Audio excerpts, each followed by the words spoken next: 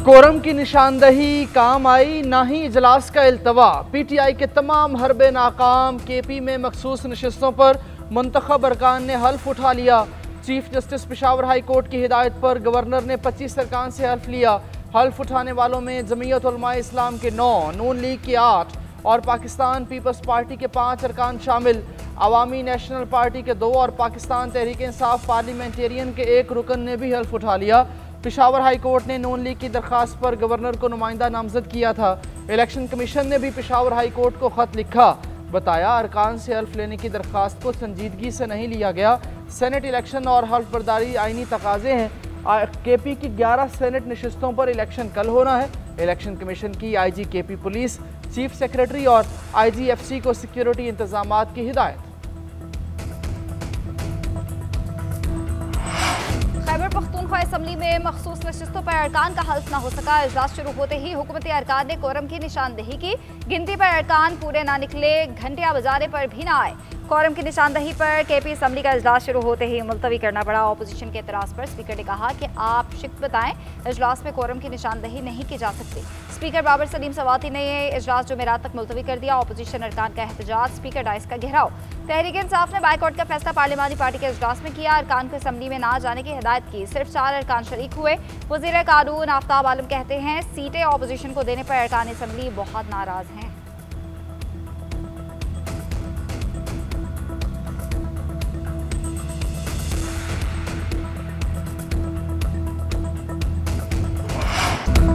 वज़ीर आला KP ने गवर्नर हाउस में अरकान की हल्फ बर्दारी को आइन की खिलाफ वर्जी करार दे दिया। कल सुबह अदालत में चैलेंज करने का ऐलान। अली अमीन गंडापुर कहते हैं स्पीकर ने हल्फ लेने से इनकार नहीं किया। कोरम मुकम्मल ना होने पर इजलास मुलतवी हुआ। 24 जुलाई को इजलास तलब किया है। गवर्नर हाउस में हल्फ लेना गैर आइनी अमल है। वज़ीर आला और स्पीकर सूबाई असम्बली इनकार करे तो चीफ जस्टिस को नामजद कर सकते हैं।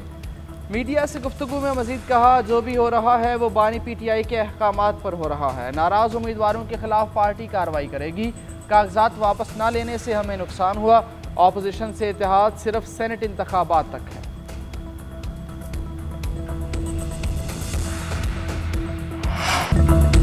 आइन की पासदारी करते हुए नौमंतखब अरकान से हल्फ लिया। तहरीक इंसाफ ने आइन की खिलाफ वर्जी की। गवर्नर फैसल करीम कुंडी का वज़ीर आला अली अमीन गंडापुर को जवाब। मीडिया से गुफ्तगू में कहा कि हुकूमत अपोजिशन समेत सब ने फैसला किया, हम इलेक्शन मिलकर लड़ेंगे। PTI के सेनेट के उम्मीदवार भी उनके कंट्रोल में नहीं। सेनेट इलेक्शन के लिए हुकूमत और अपोजिशन में फार्मूला तय पाया। सूबाई असम्बली में आज़ाद अरकान से बातचीत जारी है। हुकूमत ऐसे इकदाम करे कि हॉर्स ट्रेडिंग ना हो। मुकाबला हुआ तो कोशिश करेंगे 5 की बजाय 6 नशिस्तें लें।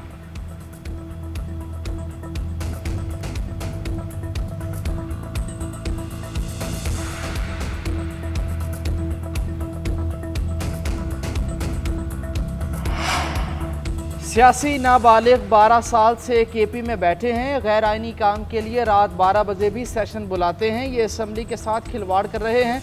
असम्बली में जो हुआ ये कहाँ की जमहूरियत है। अपोजिशन लीडर डॉक्टर इबादुल्ला की तनकीद। मीडिया से गुफ्तगू में कहा PTI को समझ नहीं आता किसको लीडर माने। बगैर इलेक्शन के इंतखाब होने से ये अच्छा पैगाम जाता है। ये चाहते हैं सियासी स्पेस किसी और के हवाले ना करो। 1.5 साल से सेनेट में खैबर पख्तूनख्वा की नुमाइंदगी नहीं है।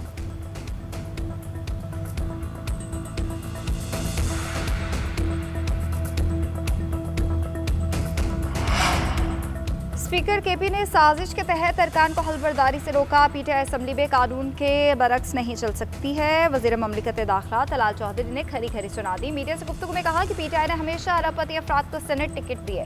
उनकी सियासी गलतियों का फ़ायदा हमेशा दूसरी जमातों को हुआ।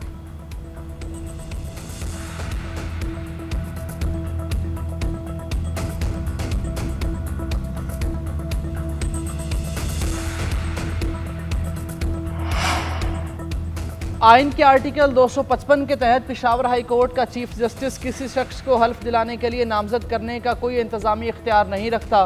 तहरीक इंसाफ का इलेक्शन कमीशन के झूठ पर मबनी पेशावर हाई कोर्ट को खत और अदालती फैसले पर रद्द-ए-अमल। कहा आर्टिकल 255(2) सिर्फ उस वक्त लागू हो सकता है जब असल मजौज़ अथॉरिटी यानी स्पीकर दस्तयाब ना हो। स्पीकर की जानिब से इजलास मुलतवी करना गैर मौजूदगी नहीं कहलाती। इलेक्शन कमीशन ने अपनी प्रेस रिलीज़ में गलत बयानी की और अदालत को गुमराह किया।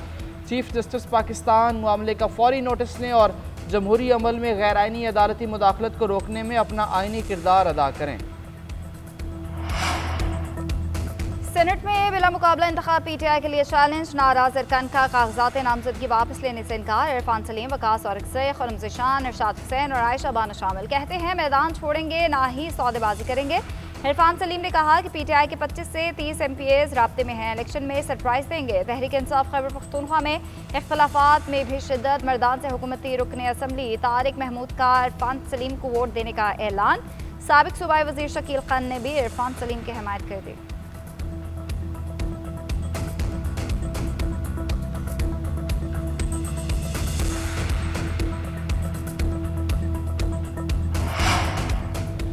पंजाब में सेनेट की खाली जनरल नशिस्त पर ज़िमनी इलेक्शन के लिए मैदान कल सजेगा। तैयारियां मुकम्मल, पोलिंग बूथ कायम। पोलिंग का वक्त सुबह 9 से शाम 4 बजे तक मुकर्रर। अरकान शनाख्ती कार्ड दिखाकर बैलेट पेपर हासिल कर सकेंगे। आर्टिकल 226A के तहत इंतखाब खुफिया रायशुमारी से होगा। अंग्रेज़ी और उर्दू ज़बानें लिखने से वोट मुस्तरद तसव्वुर होगा।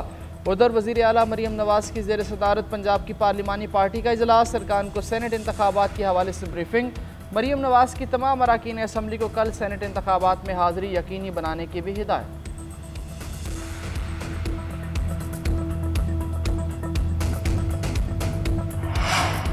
शरीफ खानदान की मरी डोंगा गली में अहम बैठक। वज़ीर आज़म शहबाज शरीफ और कायद नून लीग मियां नवाज शरीफ के दरमियान मुलाकात में मुल्की और सियासी अमूर पर मुशावरत हुई। वज़ीर आज़म ने सदर मुमलिकत से मुलाकात की तफसीलात से आगाह किया। मुजवज़ा आईनी तरमीमी बिल के हवाले से भी तबादला ख्याल किया गया। ज़राए के मुताबिक वज़ीर आज़म ने नवाज शरीफ को मुजवज़ा आईनी पैकेज की बात शिकों पर पीपल्स पार्टी के तहफ़्फ़ुज़ात से आगाह किया। वज़ीर आज़म ने विफाक और KP में मौलाना फजल-उर-रहमान के साथ वर्किंग रिलेशनशिप के लिए राब्तों और मुलाकातों की तफसीलात का बताया। नवाज शरीफ ने कहा कि मुल्क सियासी, इंतजामी और आईनी मामलात में इत्तेहादियों को ऑन बोर्ड और उनकी आरा को मुकद्दम रखा जाए। वज़ीर आला पंजाब मरीम नवाज़ की सूबे में सैलाब की तबाहकारी, अमन व अमान के क़याम और महंगाई के खात्मे पर इक़दामात से मुतालिक ब्रीफिंग। लीगी क़यादत का बलोचिस्तान और KP में दहशतगर्दी के खात्मे पर पाक अफवाज को खिराज तहसीन।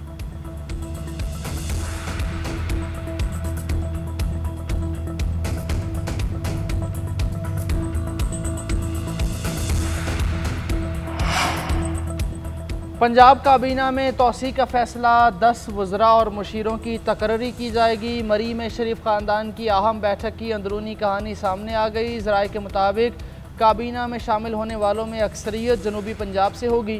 नवाज शरीफ ने भी ग्रीन सिग्नल दे दिया। नवाज शरीफ और मरीम नवाज़ अरकान असम्बली के नाम भी शॉर्ट लिस्ट कर चुके। तोसी आइंदा माह की जाएगी।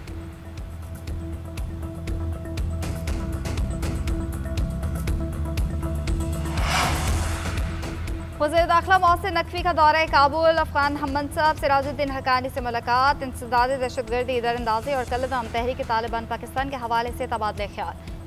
बॉर्डर मैनेजमेंट, मनशियात की रोकथाम और सरहद पार नकलो हरकत मुनज़्ज़म करने पर भी बातचीत। पाकिस्तान में गैर कानूनी मुकीम अफगान शहरियों के वतन वापसी के अमल पर भी गुफ्तगू की गई। फ्रीकैड में बॉर्डर मैनेजमेंट और दहशतगर्दी के फितने के खात्मे के लिए बाहमी ताउन मजबूत बनाने पर इत्तफाक। मोहसिन नकवी ने कहा कि दहशतगर्द तंजीमें फसाद और अदम इस्तेहकाम का बाइस बन रही हैं, मिलकर रोकना होगा। शाहिद आफरीदी का खौफ, भारतीय लेजेंड्स के सर पर सवार। भारतीय नाम नेहाद सूरमा पाकिस्तान के खिलाफ खेलने से कतराने लगे। WCL का पाक भारत मैच मनसूख कर दिया गया। इरफान पठान, यूसुफ पठान, सुरेश रैना और हरभजन सिंह का मैच खेलने से इनकार। कहते हैं शाहिद आफरीदी मैच खेलेंगे तो हम नहीं खेलेंगे। पाकिस्तान और इंडिया चैंपियंस के दरमियान मैच आज बर्मिंघम में शेड्यूल था।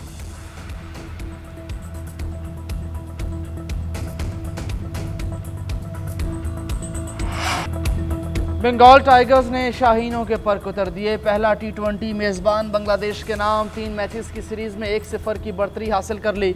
ग्रीन शर्ट्स की लंबी चौड़ी बैटिंग लाइन 20 ओवर्स भी ना खेल पाई। 8 खिलाड़ी दोहरे हिस्से को ना छू सके। फ़खर जमान ने 44 रन बनाकर टीम का मजमूआ 110 रन तक पहुँचाया। साइम अयूब, मोहम्मद हारिस, कप्तान सलमान अली आगा बड़ी इनिंग्स खेलने में नाकाम। फ़हीम अशरफ, हसन नवाज़ और खुशदिल शाह भी ज़्यादा देर विकेट पर ना ठहर सके। बैटिंग के बाद फील्डिंग में भी आगा 11 का पुराना रंग नजर आया। 3 आसान कैच गिराए, 1 यकीनी रन आउट का मौका भी गंवाया। बांग्लादेश ने 111 रन का आसान हदफ हंसते खेलते 3 विकेट्स के नुकसान पर 16वें ओवर्स में हासिल कर लिया। परवेज हुसैन को 39 गेंदों पर 56 रन की शानदार इनिंग्स खेलने पर मैन ऑफ द मैच का अवार्ड दिया गया। सीरीज का अगला मैच 22 जुलाई को खेला जाएगा। मानसून ने सिंध का रुख कर लिया। कराची समेत सिंध के मुख्तलिफ इलाकों में मूसलाधार बारिशें। हैदराबाद, नवाबशाह, सक्खर, दादुकोटरी में भी बादल जमकर बरसे। कई शहरों में फीडर स्ट्रेप नशेबी इलाके ज़ेर आब आ गए। खजूर और दीगर बागात समेत फसलों को भी शदीद नुकसान पहुंचा। आज़ाद कश्मीर और खैबर पख्तूनख्वा के कई मकामात पर रिमझिम। हरीपुर और बाग आज़ाद कश्मीर में भी वक्फे से बारिश का सिलसिला जारी। महकमा मौसमियात की आज से पंजाब में मानसून के एक और ताकतवर स्पेल की पेशगोई। बलूचिस्तान के 18 अजला में तूफानी बारिशों का अलर्ट जारी। रावल डैम की सतह बुलंद, स्पिलवेज खोल दिए गए।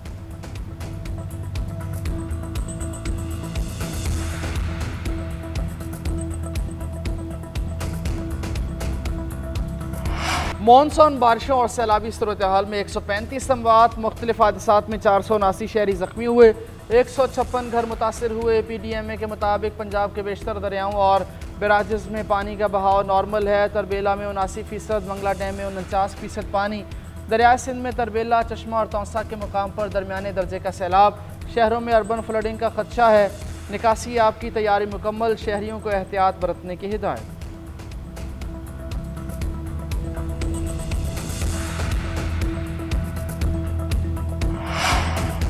वज़ीर आला पंजाब का तालीम के फ़रोग के लिए बड़ा इकदाम। स्कूल्स ऑन व्हील्स और मोबाइल लाइब्रेरी शुरू करने का फैसला। स्कूल ऑन व्हील दूर दराज और दुश्वार गुजार इलाकों में बच्चों को तालीम देगा। इलेक्ट्रिक रिक्शे में स्कूल बनाया जाएगा। बच्चों को किताबें भी फराहम की जाएंगी। पेंटिंग का सामान और दीगर सामान भी रखा जाएगा। लाइब्रेरी ऑन व्हील कार्टून से मज़ीद मुहैया मिनी वैन में कायम की जाएंगी। किसी भी मैदान, ग्राउंड या खुली जगह पर स्टेशन किया जा सकेगा। वज़ीर आला मरीम नवाज ने मंसूबे की मंजूरी दे दी।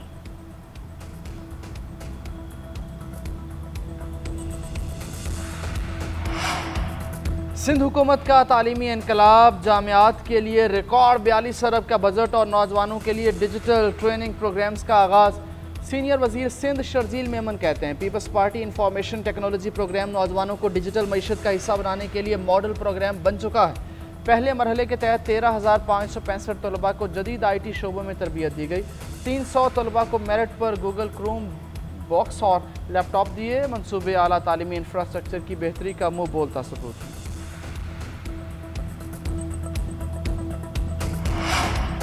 अजरक की आड़ में लूटमार का धंधा शुरू कर दिया गया। अचानक अजरक वाली नंबर प्लेट का इजरा हुआ। कराची में 65 लाख गाड़ियां हैं, उनमें से 45 लाख मोटरसाइकिलें हैं। अंदरून सिंध से हज़ारों ट्रैफिक अहलकार लाकर फ्री हैंड दे दिया गया।